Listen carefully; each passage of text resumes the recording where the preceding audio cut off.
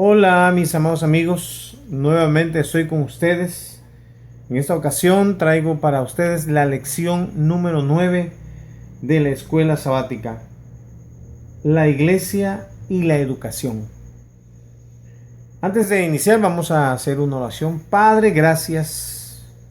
Gracias te damos porque nos has dado la oportunidad nuevamente de escribir estos comentarios y traerlos, Señor, para mis amados hermanos. Quiero rogarte que aquellos que van a escucharlo, Señor, tú bendigas sus familias, bendiga sus trabajos, sus finanzas, pero de manera especial bendícelos de una manera espiritual, Señor. Bendice sus vidas, Señor. Que el poder de tu Espíritu Santo esté sobre ellos, los guíe, los cuide y los guarde. Bendice a sus familias, a las esposas, a los hijos, a las hijas, a toda la familia, mi Dios. En el nombre de Jesús. Amén. Nuevamente quiero decirle, amados hermanos, que estoy muy alegre, muy feliz porque muchos le han dado like, a muchos le ha gustado estos comentarios. Un servidor, Lucio Castillo Barrera, nuevamente les digo, yo asisto a la iglesia adventista del séptimo día en la iglesia Maranata del distrito Huimanguillo 3 de la asociación Olmeca. Pues vamos a empezar, amados hermanos. Dice la iglesia y la educación. El texto de memoria está en Primera de Tesalonicenses 2, 5 al 8. Y dice: porque nunca usamos de palabras lisonjeras, como sabéis, ni encubrimos avaricia. Dios es testigo. Ni buscamos gloria de los hombres, ni de vosotros, ni de otros, aunque podíamos seros carga como apóstoles de Cristo. Antes fuimos tiernos entre vosotros, como la nodriza que cuida con ternura a sus propios hijos. Tan grande es nuestro afecto por vosotros, que hubiéramos querido entregaros no solo el Evangelio de Dios, sino también nuestras propias vidas, porque habéis llegado a seros muy queridos. El mensaje de Pablo a los tesalonicenses. Como nosotros sabemos, amados hermanos, la iglesia tiene distintas comparaciones: una escuela, un hospital, etc. Y las personas que asisten son personas que van a aprender, van a ser sanados de sus almas. Y el resultado de todo eso es la incesante búsqueda del hombre por aprender más, o la de ser un fiel y verdadero siervo del Señor, en agradecimiento por su sanidad espiritual. Y como en todo aprendizaje hay muchas dudas, también aquí hay preguntas que responder. Pero todo esto nos lleva a más conocimiento de la palabra de Dios y a estar más seguros de la fe que creemos y crear entorno seguro para que cada persona crezca en la gracia y en la comprensión de Dios y su plan para su vida. La verdadera educación cristiana. Como adventistas del séptimo día, somos muy bendecidos, amados hermanos, con la abundante luz de la verdad, con tanta verdad que incluso la mayoría del mundo cristiano no entiende aún. Nosotros tenemos la más grande revelación del conflicto cósmico entre el bien y el mal, el juicio, el sábado, etc. Pero, amados hermanos, esto me recuerda al joven rico de Mateo 19, 17 al 22, que preguntaba al Señor Jesús qué debía hacer para obtener la vida eterna. Y el Señor le dijo: guarda los mandamientos. A lo que el joven le respondió: todo eso lo he guardado desde mi juventud. ¿Qué me falta?, contestó. El Señor le dijo: anda, vende todo lo que tienes y da a los pobres y sígueme. Tremenda respuesta, amados hermanos. Nosotros, con todo el conocimiento, pareciera que estamos como el joven rico. Vender lo que tenía para darlo a los pobres. ¡No! Vender para dar a otros es pensar en otros. Es darle lo nuestro a otros, lo que nos ha costado, lo que hemos ganado. No. Por eso, ¿De qué nos sirve todo ese conocimiento de la verdad si no somos amables con los demás? Si mostramos prejuicio contra los demás y si permitimos que los prejuicios culturales y sociales de nuestro entorno nos hagan tratar a los demás como inferiores. En la historia del buen samaritano de Lucas 10, 25 al 37 se muestra eso hoy. Los prejuicios sociales y culturales de ciertos personajes. Desafortunadamente en nuestro tiempo, amados hermanos, abundan esos personajes en nuestra iglesia.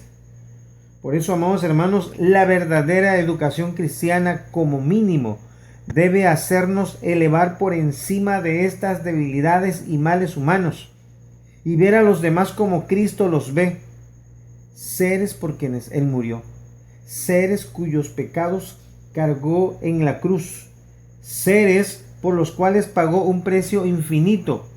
La educación cristiana, mis amados hermanos, debe incluir esta enseñanza. De lo contrario, no merece el nombre de cristiana. Nosotros, tú y yo, hemos sido llamados para vivir como luces. ¿Por qué? Simplemente porque, amados hermanos, hoy el mundo vive en una plena oscuridad, en la más aterradora oscuridad. No hay salida, no hay luz al final del camino, solo tropiezos y caídas, muertes, enfermedades, guerras, temblores, tsunamis, ciclones, tormentas, inundaciones, crisis, hambre, violencia, apostasía, etc.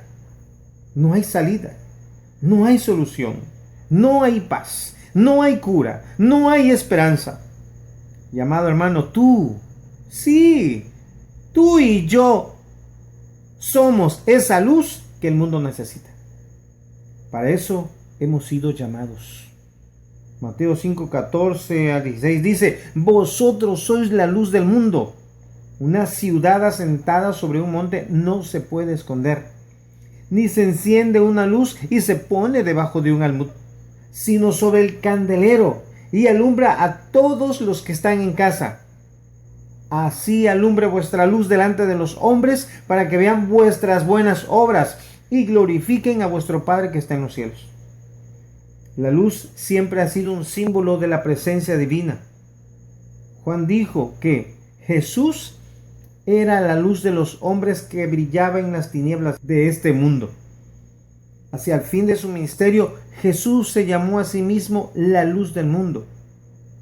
Si un cristiano es fiel a su misión, una vez que ha aceptado a Jesús como la luz del mundo, se convierte en un reflector de esa luz. Cuando la verdadera luz ilumina a los hombres, se los exhorta a levantarse y resplandecer. El mundo que hoy camina en oscuridad está buscando una salida, una luz al final del camino.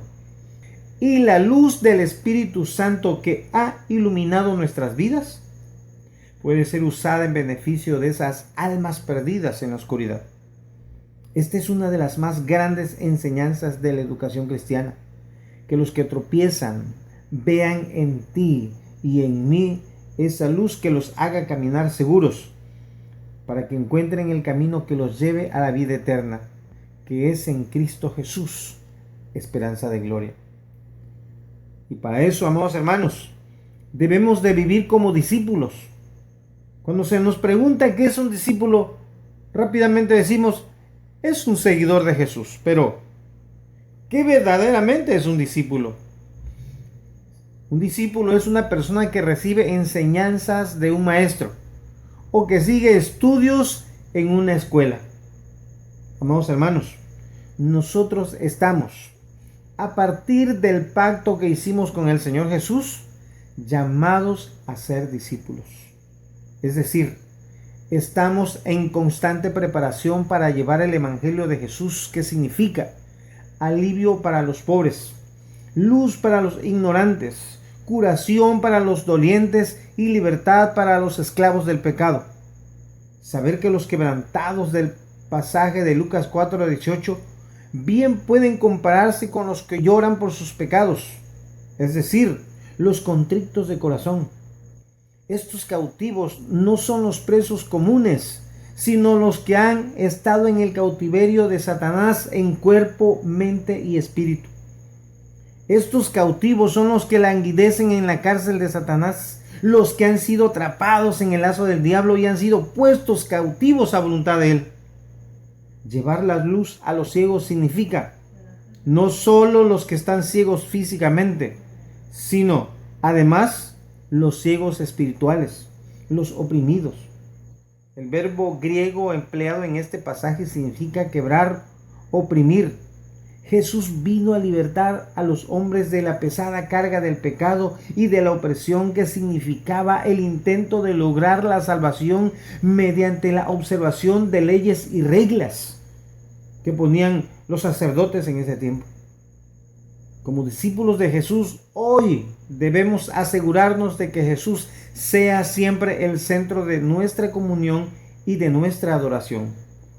Y como discípulos de Jesús, no solo mostraremos respeto por todas las personas, además trabajaremos para proveer el tipo de lugar donde todos puedan crecer y desarrollarse. Por lo tanto, toda educación cristiana debe incluir este sentido de misión, de propósito, no solo para ganarse el sustento, sino para hacer en nuestra propia esfera lo que Jesús nos llamó a hacer, seguir sus pasos, al suplir las necesidades de los necesitados y compartir con ellos las buenas nuevas del Evangelio.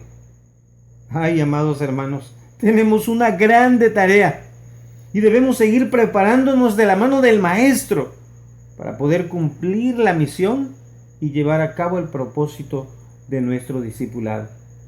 Pero todo esto, amados hermanos, tenemos que hacerlo con la verdad. Y nosotros debemos estar siempre en busca de la verdad. Todo conocimiento comienza con el planteamiento de una pregunta. Plantear una sola pregunta puede abrir las puertas a múltiples problemas para intentar buscar una solución y así construir el conocimiento acerca de un tema. Al cuestionarse por la realidad y sus fenómenos, es una capacidad innata de los seres humanos. Cuando se es pequeño, es común preguntarse por qué suceden las cosas o por qué deben ser así. Pero a medida que las personas se hacen mayores, van perdiendo la capacidad de asombro por la realidad cotidiana y con ello la oportunidad de adquirir nuevos conocimientos. Hacer preguntas es de vital importancia y por tanto saber preguntar también. Es necesario hacer preguntas que puedan abrir posibilidades de nuevos saberes. Vivimos en un mundo de misterios.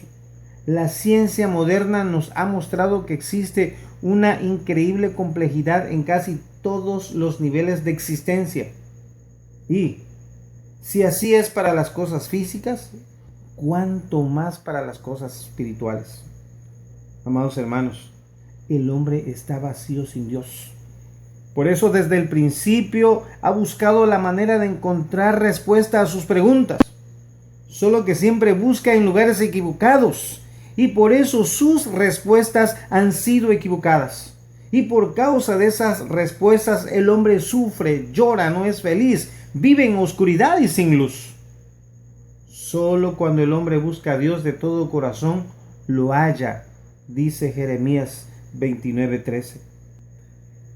En Mateo 7:7, reconociendo la imposibilidad de que los pecadores por sí mismos puedan ordenar su vida según los principios de la ley divina, Cristo indica a sus oyentes la fuente de poder para la vida cristiana.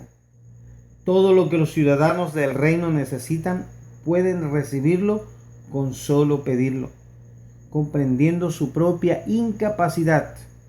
Piden a Dios fuerza y Él los colma del poder divino necesario para vencer. Los que piden no serán chasqueados. Dios no es mezquino con los dones del cielo. No trata con los hombres como ellos se tratan entre sí, sino que es bondadoso y misericordioso. Eclesiastés 3:11 dice: todo lo hizo hermoso en su tiempo y ha puesto eternidad en el corazón de ellos, sin que alcance el hombre a entender la obra que ha hecho Dios desde el principio hasta el fin. En el pensamiento humano está implantada una preocupación profunda por el futuro.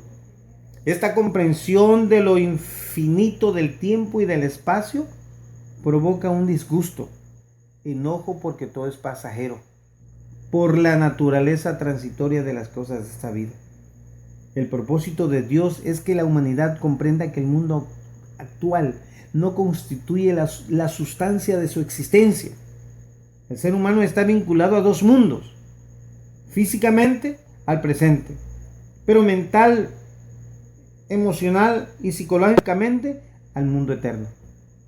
Aunque su mentalidad está nublada por el pecado, el hombre parece darse cuenta, aunque borrosamente, de que debiera continuar viviendo más allá de los estrechos límites de esta vida insatisfactoria.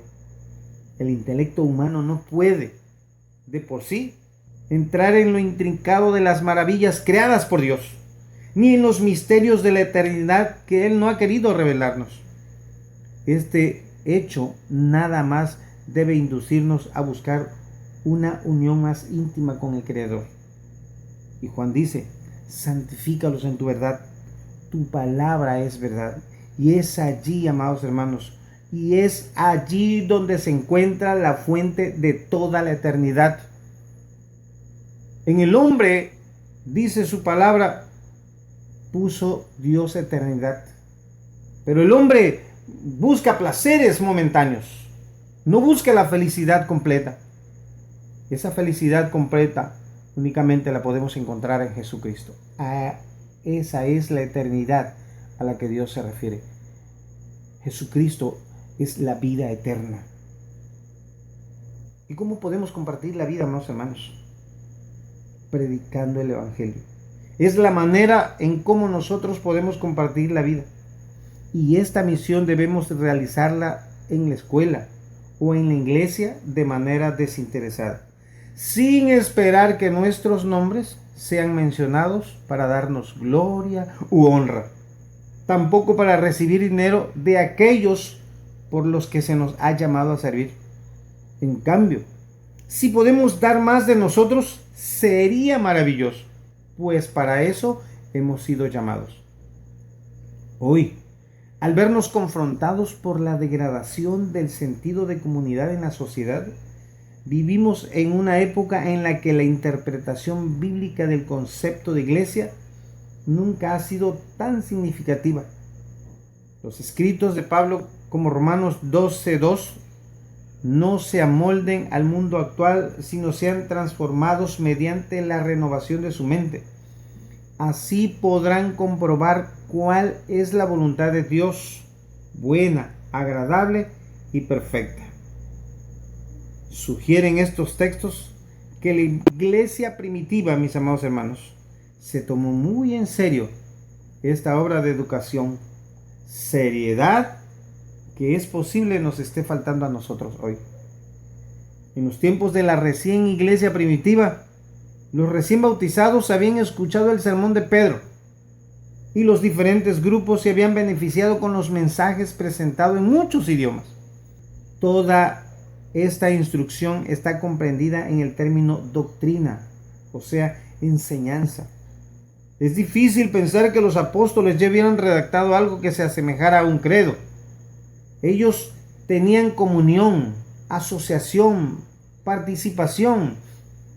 La Reina Valera traduce generalmente comunión, pero la misma palabra se usa en distintos textos bíblicos para referirse a contribuciones con fines de caridad y se traduce respectivamente como ofrenda, contribución, ayuda mutua.